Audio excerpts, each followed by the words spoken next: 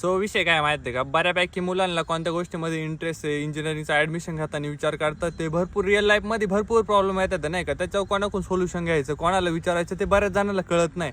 त्यासाठी सगळ्यात best solution काय आहे माहिती आहे का, AI ला जायचं, गुगल जेमिनीचं एक ऑप्शन राहतं आणि इथं एक व्हॉइस असिस्टंटचं ऑप्शन राहतं नाही का. त्याच्यावर क्लिक करायचं आणि तुम्ही जे बोलशाल ना, तुम्हाला जो क्वेश्चन असेल तो त्याला विचारायचा, जेणेकरून तुम्हाला ना स्मार्टली तुमचा आन्सर भेटून जाईल.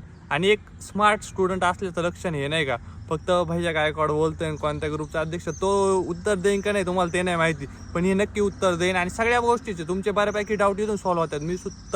मी स्वतः भरपूर वेळेस ही गोष्ट यूज करून बघतो.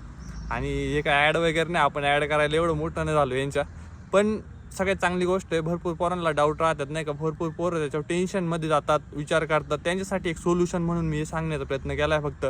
बाकी बेस्ट ऑफ लक. एक स्मार्ट स्टुडंट असल्यासारखं वागा आणि नक्कीच या गोष्टी सगळ्या ट्राय करून पहा, जेणेकरून तुम्ही अपडेटेड राहा नाही का.